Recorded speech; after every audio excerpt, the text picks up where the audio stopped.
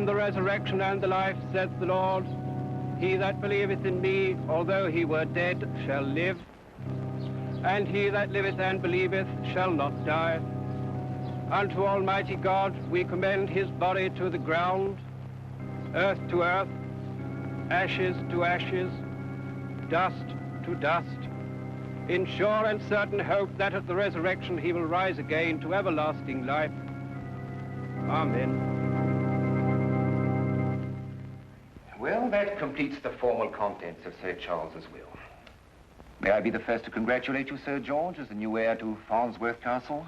A mass of crumbling stone and a morbid legend.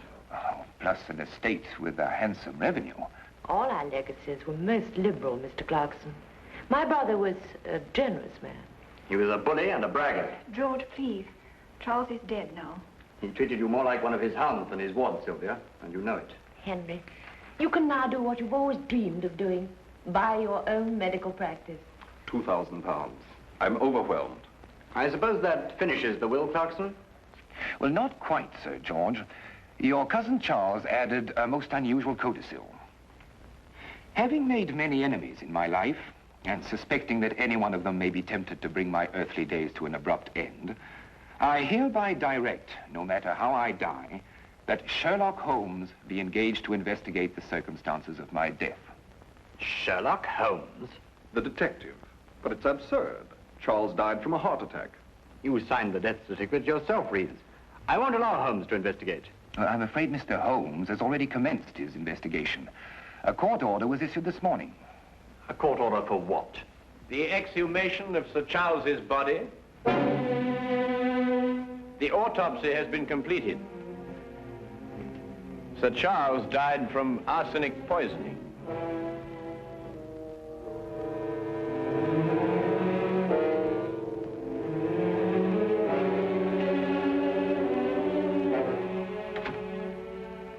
Elizabeth. It's incredible. Who could have done it? Arsenic. Only one of us? You or I or Henry or Sylvia? Oh, no. Not Sylvia, no. She had no reason. She had the same reason we all had. Charles' death set her free just as it set the rest of us free. Are Holmes and Lestrade still up in the tower room? Yes, and Dr. Watson is there too.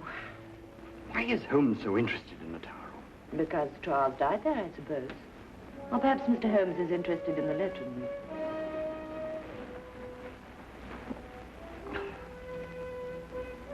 That ridiculous, gruesome legend. Murder's what I believe in, Holmes, not legends. Well, you know, Lestrade, legends are sometimes put to surprisingly modern uses. By the way, what is the legend, Holmes? Well, it dates back to the Wars of the Roses. A sentry fell asleep here one night while on watch. As a result, they chopped his head off. Ever since that time, anyone who sleeps here is supposed to die. Nonsense. Quite. And yet Sir Charles slept here, and he did die. It's a coincidence. He'd already taken the poison. He had to die somewhere. You know, that window is much too narrow for anyone to get in or out. With that door locked, this place becomes a classic sealed room. It was arsenic that killed him, Holmes, not the room. Or the legend. Or the legend. Dr. Watson, you read the autopsy report. What's your opinion? Well, there is one thing that struck me as odd. This is January. Mm-hmm. Yet Sir Charles had eaten grapes the night he was poisoned. Well, what's that got to do with it? Well, you don't very often find grapes in January. Not in England, anyway. Clever, Watson. Grapes in January, eh? Yeah.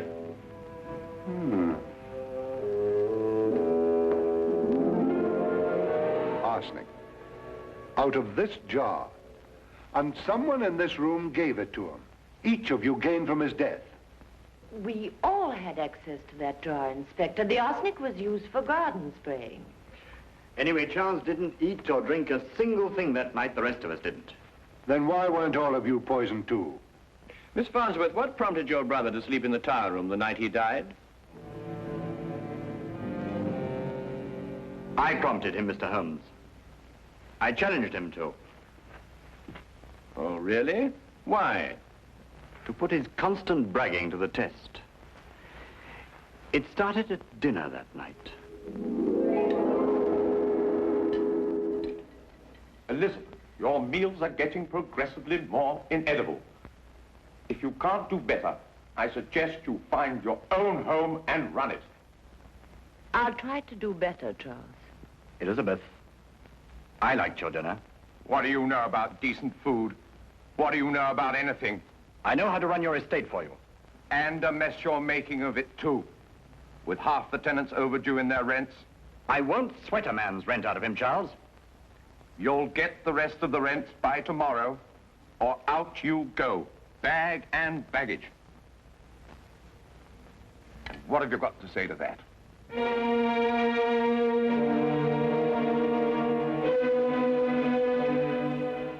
I'll collect the rents by noon tomorrow. Why must you always humiliate us, Charles? Have you no decency, no human feelings? I'm not a weak knee like George here, if that's what you mean. Courage isn't always physical, Charles. Courage. Do you remember the time I locked you in the tower room?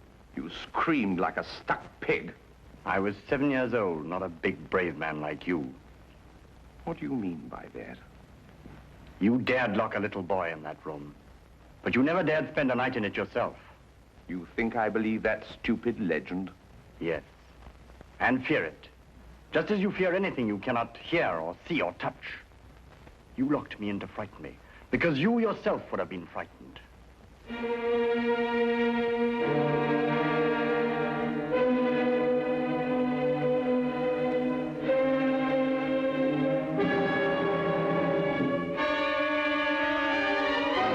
Elizabeth, get me a candle. I'm spending the night in the tower room. But Charles, you mustn't. You're hurt. If you were Don't frightened... talk like an idiot, Reeves. Frightened of what? An old wives' tale?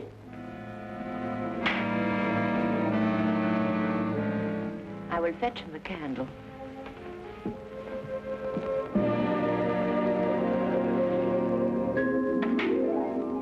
I had to break open the tower room next morning. I found him dead. Mm-hmm. Interesting. What kind of grapes were served at dinner that night? Grapes? No grapes were served. We haven't had grapes in the house for months. Then who gave Sir Charles the grapes he ate that night? Because he did eat grapes. That's how he was poisoned. No one gave my brother grapes, Inspector. You're wrong. The murderer did. Lestrade, the grapes won't solve your case, you know. The solution lies in the tower room. Now, look here, Holmes. We've already gone into all that, and I'm going to find it. How can you do that, Holmes? By spending the night in the tower room myself.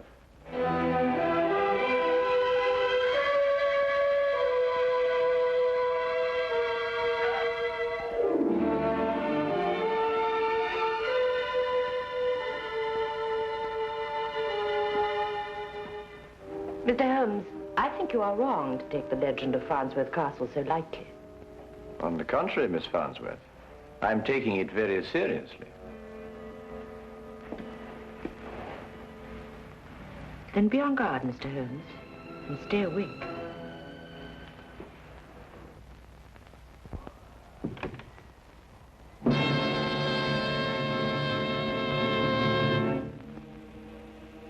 Holmes, how can you possibly solve the mystery here?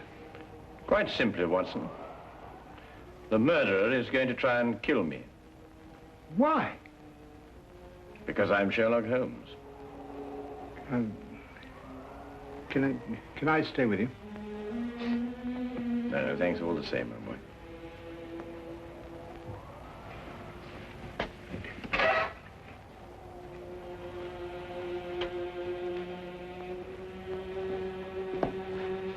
Holmes, if anything happens, you will shout, won't you? Yes, yes. Loud and strong.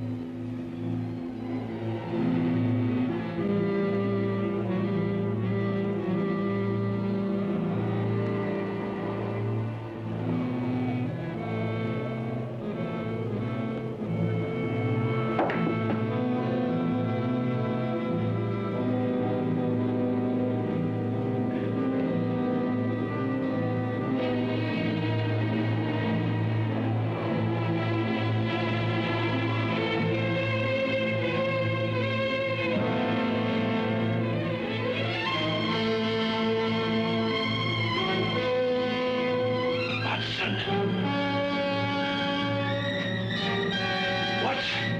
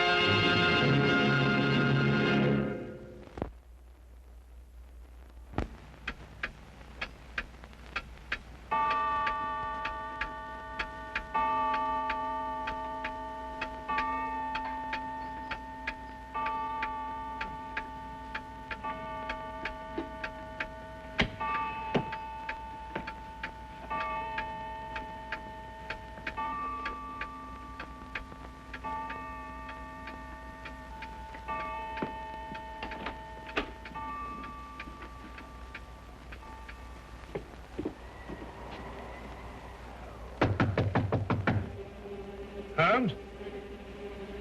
Holmes!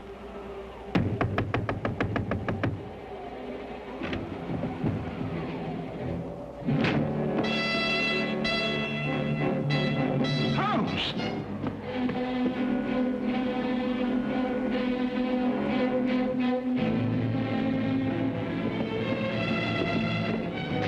Poison.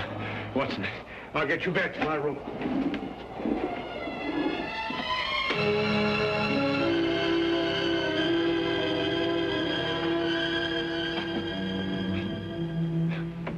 Arsenic. Watson, quickly, the antidote. Arsenic?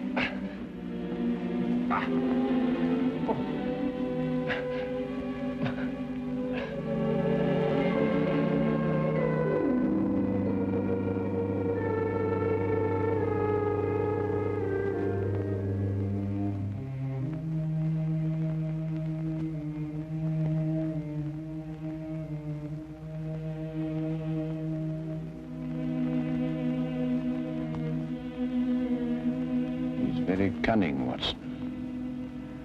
Yes, maybe, Holmes, but I don't understand. After all, you and I ate the same thing the entire evening.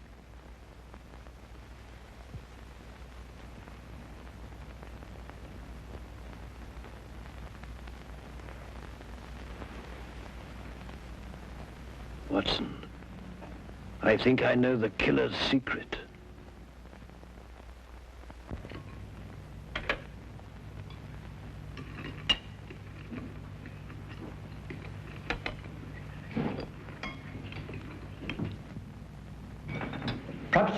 Perhaps I'd better go out and wake Holmes.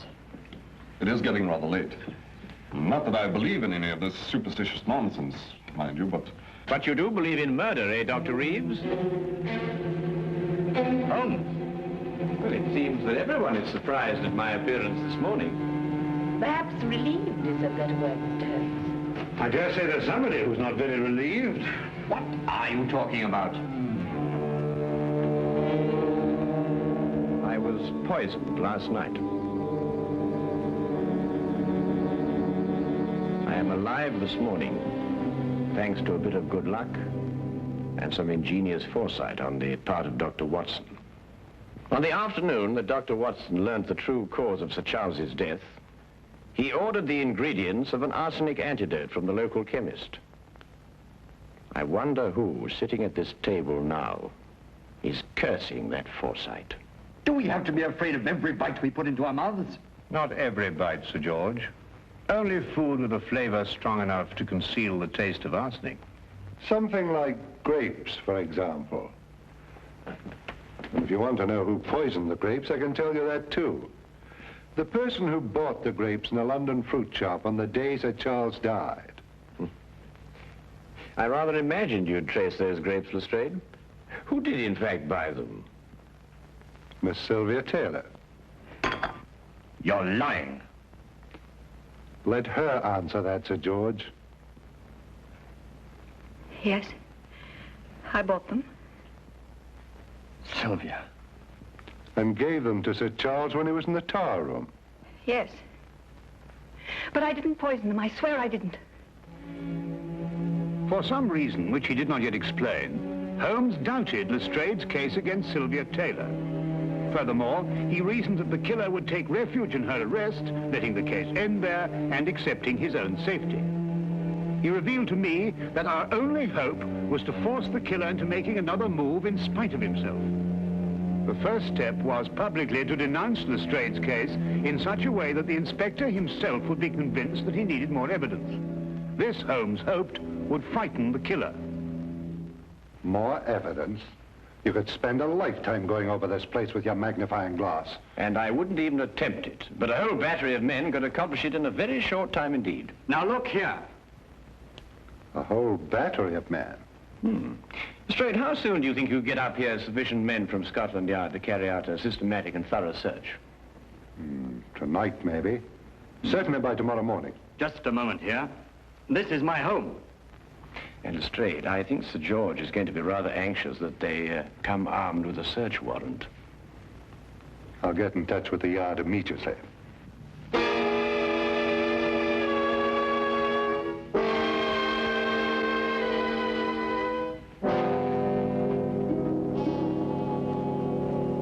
Watson, you're sure no one's left the house? Bobby on the door said nobody had gone in or out all day. Well, I hope we haven't been outwitted on this. It's been a very tiring time, Holmes, watching every move that's being made and getting nowhere. Yes, we can't afford to let up now, Watson. The pressure's really on him, you know. He's got fear to contend with. Oh, Holmes, why do you keep crossing to that window? You know, I think it's your pacing up and down all day that's made me more nervous than anything else. There it is, Watson. What? Quickly, Watson, the tower room. Coming, Holmes.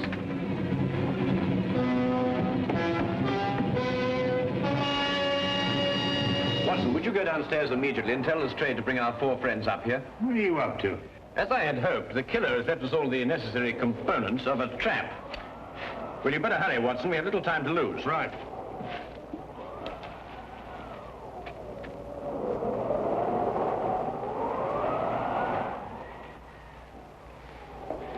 Won't you sit down here?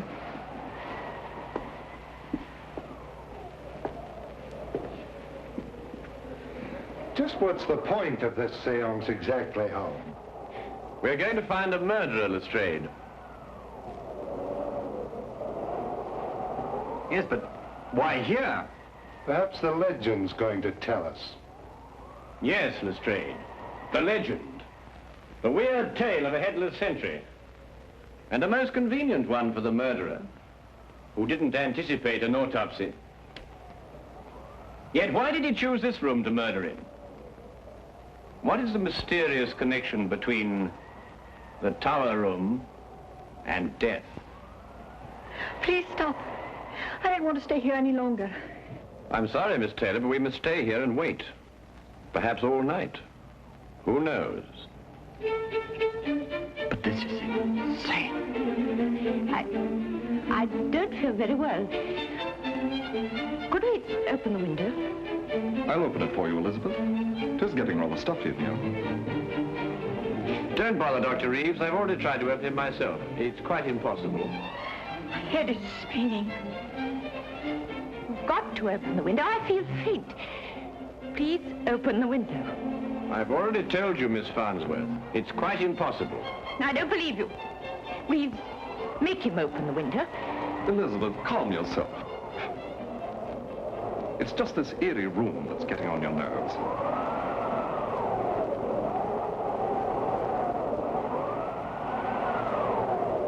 That confounded wind. It's enough to send you out of your mind. Mr. Holmes, Can't we settle this downstairs? Please try to be calm, all of you. As I said before, we may have quite a long wait here.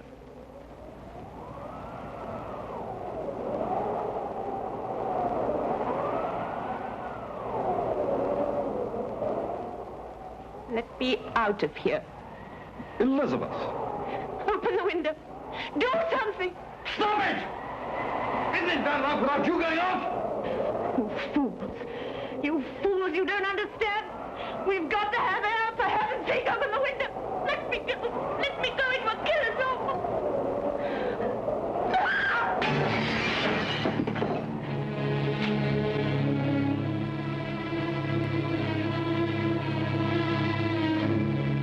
It really wasn't necessary to smash the window, Miss Farnsworth.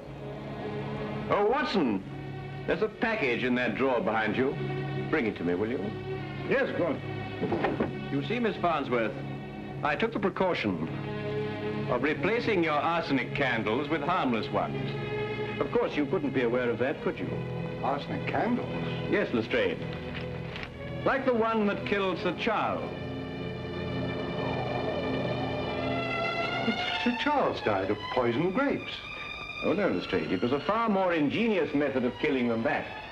A small room, a tiny window, and a candle impregnated with arsenic and giving off fatal fumes. Ingenious, yes. And it's practical. You can inhale arsenic as a gas.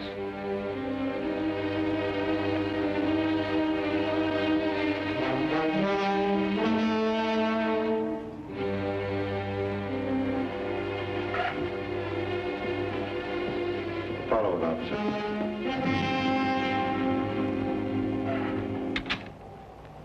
You see, Lestrade, the person who placed those candles there wasn't going to sit through the night and wait for death. She had to give herself away. I'm sorry to upset all of you, but quite frankly, I didn't know which one of you it was. But Holmes, why did she choose this room to destroy the candles? Because this was the only room in the castle that she could be sure would be deserted that night. The legend, you see,